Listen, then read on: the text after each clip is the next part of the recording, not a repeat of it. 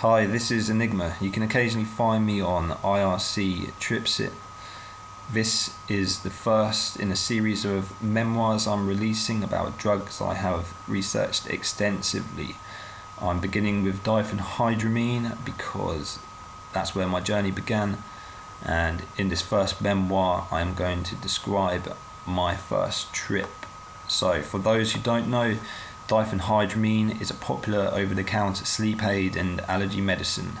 Its organic counterparts include atropine and scopolamine, which can be found in several members of the deadly nightshade family of plants. In recreational doses, this first-generation antihistamine is also a potent delirium-class hallucinogen capable of producing completely realistic hallucinations, indistinguishable from reality. These hallucinations are more commonly dark in their overall theme and composition in comparison to hallucinations induced by typical psychedelic class hallucinogens such as psilocybin mushrooms and LSD. Because of this, it is frequently only used by the young and naive who don't have access to popular recreational substances. Most who try it won't use it again due to its high potential for overwhelming the user with feelings of fear, confusion and dread. Also, because of its anticholinergic activity, it also produces a wide spectrum of unpleasant and sometimes potentially dangerous and even life-threatening side effects in high recreational doses, making it an unpopular drug and relatively unheard of among the general drug-taking populace. Yet, in spite of its downsides, Diphenhydramine enjoys a notable degree of infamy in some online circles of psychonauts, many of whom enjoy the experience and actively seek it out for its unique hallucinogenic effects. Those who use deliriums recreationally are often referred to on the internet as delvers, a term coined from the Delirium image board on 420chan. So, my descent into madness began innocently enough on one unusually mild December evening in the December of 2013. Having experimented with a handful of substances at uni, these being cannabis, ketamine, and a couple of research chemicals including methyopropamine and MDAI, I returned home in the August of that year with an open mind and a strong desire to acquire a powerful hallucinogen, having previously only mildly hallucinated using MDAI. When asking around for typical hallucinogens such as LSD yielded no results, I turned to the internet in search of an alternative hallucinogen which I might be able to obtain from a local pharmacy. The search proved fruitful, providing me with two promising chemicals to investigate.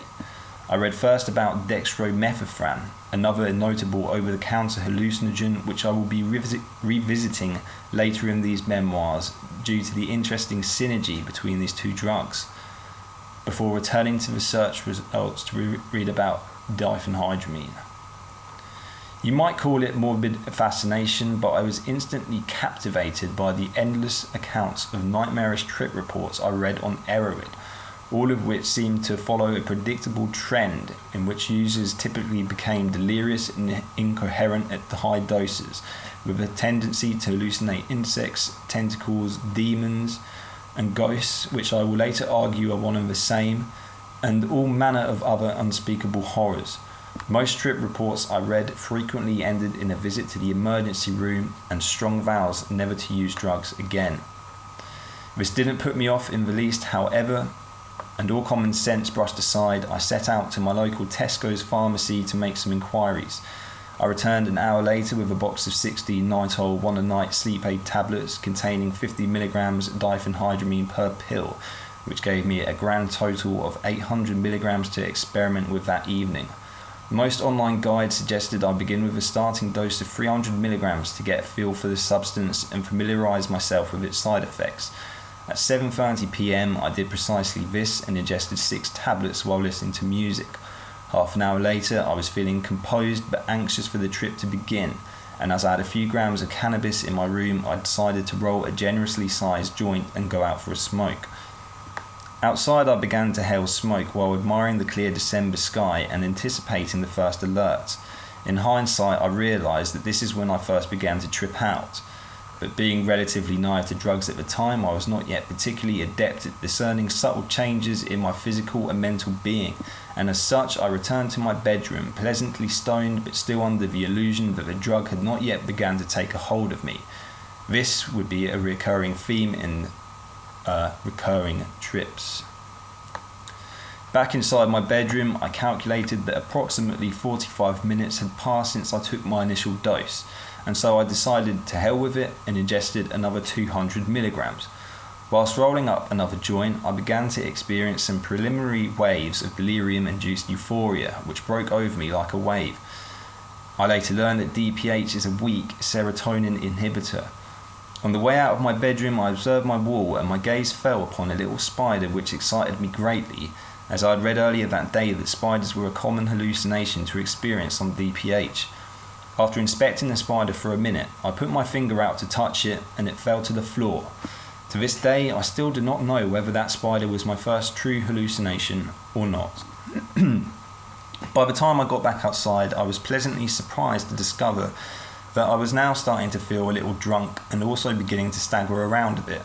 I looked around at my garden and fell into a state of awe, as no sooner had I closed my back door than everything in my field of vision deteriorated into a matrix of ominous washed-out shades. I found this both as striking as I did harrowing, but even so I was encouraged, as this was confirmation that my trip was kicking into gear, and so I began to dance around my garden a little. Puffing enthusiastically on my joint, I began to take a casual stroll around my garden. This was more of a drunken stupor, and was immediately taken back when I perceived the shadow of a bush appear to jump out from under the bush and move quickly across the lawn in an animal-like motion, which also felt distinctly alien to me at the same time. After pausing for a couple of seconds to recalibrate myself, I continued around my garden, but didn't get very far before I was taken back again, this time by a shadow at the bottom of my garden steps, which morphed into a tall, dark figure who then began to transcend the steps in an eerily smooth and authentically human fashion. I jumped back in fright at once as a rush of adrenaline briefly sharpened my senses just long enough for me to process what had just happened. The eerie figure was now standing still at my garden gate, and I decided to walk back inside my house slowly, although I did want to run, in an attempt to convince myself that I had no reason to be scared, as I was simply hallucinating. And was this not to be expected? After all, I had taken a powerful hallucinogen, and yet I was certain that for a couple of fleeting seconds I had forgotten this. As I turned back to go into my house, I spared my shed a quick glance, and was shocked to observe that the door had disappeared, apparently replaced by a black void vaguely resembling the door's previous physical proportions. Back in my bedroom, I sat on my bed feeling very peculiar indeed, a strange mixture of tiredness reminiscent of insomnia and drunkenness coupled with the kind of dirty euphoria you might expect from taking a heavily cut ecstasy pill. There was also another distinctly foreign feeling growing in my midst, which at the time I could not quite put my finger on. I later discovered that this was a fusion of amnesia and delirium. The cannabis I smoked had also lent a bizarre fairground funhouse flavour to the experience, which I now believe, having taken DPH both by itself and in combination with cannabis again, dissociated me somewhat from the darker elements of the trip which ensued, which I am grateful for. Remembering my ordeal outside, I snatched a brief glance out of my bedroom window. My gaze was met by a scene of evolving chaos as an array of translucent arachnids, venomous snakes, and ghoulish shadowy figures went about their business outside. Some noticed me and began to scale the wall, coming towards my window, which caused me to jump back again in horror. But I was relieved to discover that upon reaching me, these ominous forms seemed to disappear upon entering my bedroom and meeting the light. I later discovered that diphenhydramine hallucinations can lose at varying degrees of vividity in both dim and well-lit environments, depending on the person tripping and the dose taken. Hopping back onto my bed, I looked at my laptop and noticed that the words on the screen were now somewhat difficult to read and somewhat painful to focus in. The time and date in the corner of my screen had also disappeared. and at times appeared to be distorting and morphing in a hypnotizing fashion. For the life of me, I could not tell what the time was, nor could I recall when I had taken my initial dose. Apparently, at some point during the evening, I also forgot that I had begun to trip out altogether. I would later discover that I had taken the rest of the tablets in the peak of my delirium, and this should highlight the very real dangers involved in using delirium hallucinogens. My short-term memory continued to deteriorate rapidly as I entered into full-blown delirium. A somewhat clinical ambience settled over my bedroom, and I began to relax and finally ease into my trip. This was helped along by growing waves of delirium, which gradually began to overpower my ability to think rationally, which had the additional benefit of negating any fear associated with such thinking. My inner monologue at this point deteriorated into a steady babble of mostly nonsensical gibberish, and after what felt like an age, I became suddenly startled by the sound of my own voice, which afforded me one fleeting moment of sobriety in which I was able to reflect that I had begun to engage in a bizarre dialogue with my curtain. I seem to recall finding it amusing during that brief window of sanity that I had actually been provoked into responding out loud to some unfathomable inquiry my curtain had made of me. On autopilot, I got up to turn my bedroom light off, and no sooner had I done this than I was immediately standing in an environment which was constantly evolving and transforming itself into a variety of predominantly dark and abstract themes. Spiders of all sizes and shapes appeared all over my room, while strange vines and carnivorous-looking plants appeared to sprout out of my floorboards. I thought that this was all very normal and got back into bed with the intention of going to sleep, as in my delirium I had completely forgotten that I was tripping. I can even recall feeling quite disappointed throughout the majority of the trip, as I believe the drug hadn't worked, except for the odd gap of a few seconds here and there where I would briefly surface for just long enough to think, what the before being sucked back into my trip. In my bed, I continued to observe my room in a state of wide-eyed delirious awe, while the dim aura of light emitted by my laptop screen morphed into tendrils of smoke which rised up to my ceiling before dissipating into darkness. By now my vision had deteriorated greatly and had become choppy, blurry, distorted by steady waves of nystagmus. I appeared to be looking at the world through a static gradient which extended outwards to fill my entire field of view. This static seemed to provide the substance of my hallucinations. I can remember poking my finger through a translucent octopus tentacle which grew out from the bookshelf above my bed, and was astonished to observe when I pulled my finger back out that it was coated in a ghostly ectoplasm which felt warm. I was even able to flick pieces onto my wall. Objects appeared to teleport around my bedroom. A figure of Mario began to walk back and forth on my shelf in a fashion which was both creepy and menacing. The walls twisted and contorted in a fragmented and crude manner, occasionally revealing peculiar voids in space-time through which all manner of horrors emerged. The dolphins on my curtains winked at me devilishly and then swam straight off my curtain before suddenly glitching back into their original places on my curtain.